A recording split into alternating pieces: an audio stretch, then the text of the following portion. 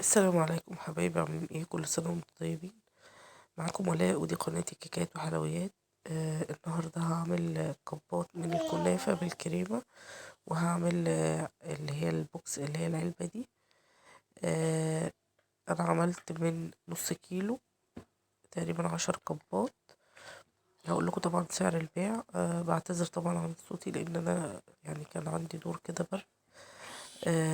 فما يعني بسجل لكم والدنيا عندي بايظة خالص، يعني الحمد لله على كل شيء.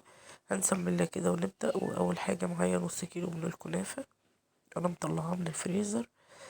هفككها كده، مش هخليها تنعم قوي، يعني علشان لما ادخلها الفرن مع التقليب هي بتتكسر لوحدها وبتنعم. وكمان بسيبها تفك من التلج، علشان لما ادخلها الفرن ما تعرقش كده التلج اللي فيها، ويخليها تطرى وتاخد وقت كبير جدا على ما تتحمص، وممكن كمان المية تتجمع فتعمل تكتلات.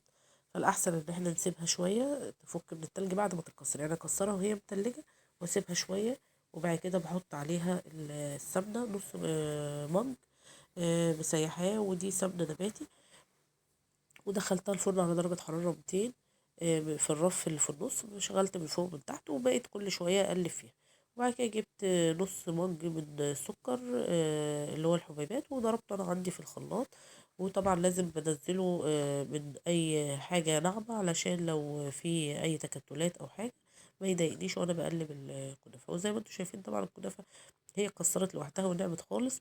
بس أنا كنت حابة إن أنا أغمقها شوية، هي كانت أغمق من كده درجتين، بس لما طلعت من الفرن حسيت ان هي فتحت شويه. جبت الكب بتاعي وحطيت فيه كريمه من تحت، وابتديت احط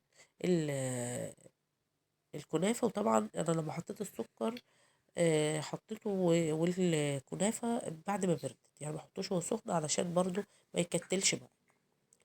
ابتديت ارص طبقه واحط كريمه، وارص الطبقه التانية، وما بضغطش طبعا بالمعلقه او حاجه، زي ما هي الكنافه هايشة بسيبها زي ما هي. وببتدي اعمل الكبات بتاعتي، وهبتدي اشتغل في العلبة بتاعتي. العلبة دي انا كانت عندي العلبة دي تقريبا ب3.5. دي العلبة اللي هي بتاعة الاطعام اللي بيتوزع فيها الوجبات.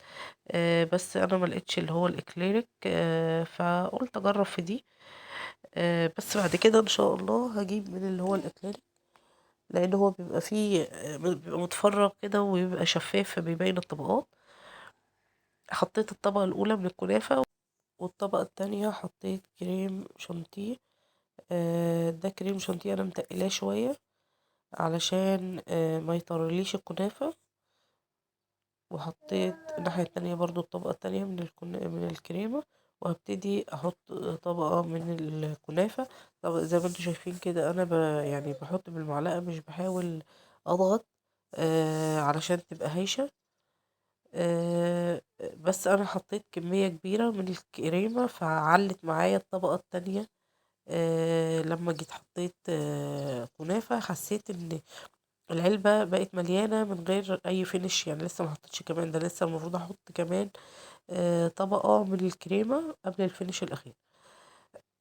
ف يعني لما تيجي تحطي، حاولي تحطي طبقة اللي في النص طبقة رفيعة شوية، علشان ما تملاش معاكي العلبة زي ما حصل معايا كده، فتعرفي تقفليها وتبقى الدنيا كويسة. حطيت الطبقة التانية من الكريمة، وهبتدي افردها بالسباتولا. وطبعا هشيل اي زيادات، علشان العلبة دي بيبقى ليها حرف كده للغطا.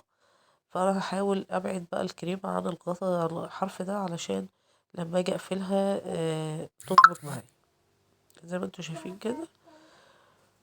ودول الكبات بتاعي، دول 10 كبات. انا بحاول يعني امسحهم كده من الكريمة الزيادة. وهبتدي اجيب القمع بتاعي، واعمل اشكال كده بروزتات من فوق، اللي هو الفينش دوت. انا عملت يعني كل واحد بقى ممكن يفنش زي ما هو عايز. انا عملت شكل اللي هو الهلال ده، وعملت اللي هو النص دايرة، وعملت الدايرة الكاملة. عملت حاجات كتير، اشكال مختلفة يعني. وطبعا الفينش ده زي ما كل واحدة حابة يعني تعمل الشكل اللي يعجبها. ودي العلبة بتاعتي بعد ما خفيت الكريمة شوية.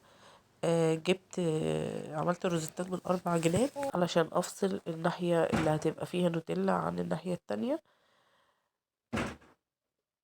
وجبت النوتيلا عندي، حطيت عليها معلقتين من الزيت علشان تبقى سهلة في الفرد كده وانا بفردها معايا. وجبت كريسبي اللي هو الشوكولاتة، وابتديت اوزعه كده من فوق بأي شكل، يعني ما حطيتش حاجة معينة. والناحية التانية حطيت جيلو من المانجا، بما ان المفروض الكنافة تبقى بالمانجا بس انا فعلا ما كانش متوفر عندي. وخففت الكريمة وابتديت اعمل بيها خطوط كده، وابتديت اعمل تجزيعات. وحطيت بقية النوتيلا على الكريسبي. كان عندي فول سوداني حطيته كده بأي شكل، يعني وزعته كده توزيع عشوائي. وبقية النوتيلا برضو ابتديت اوزعها على الكبات. زي ما قلت لكم انا الكب طلعته ب15 جنيه، ودول كانوا 10 كبات، يعني طلعتهم ب150. والعلبة دي طلعتها ب60 جنيه لان هي بتشيل 4 كبات. يعني يعتبر نص كيلو كنافة عمل لي 210. وكنت يعني كل اللي انا استهلكته اللي هي نص كوباية سكر والنص كيلو كنافة وكوباية من الكريم شانتيه، يعني التكلفة بتاعتي كانت تقريبا 50 جنيه. فيعني مكسبة حلو جدا. ويا رب الفيديو بتاعي يكون عجبكم، وهستنى تعليقكم. شكرا ليكم، ما تنسونيش بقى في اللايك، ومع السلامة.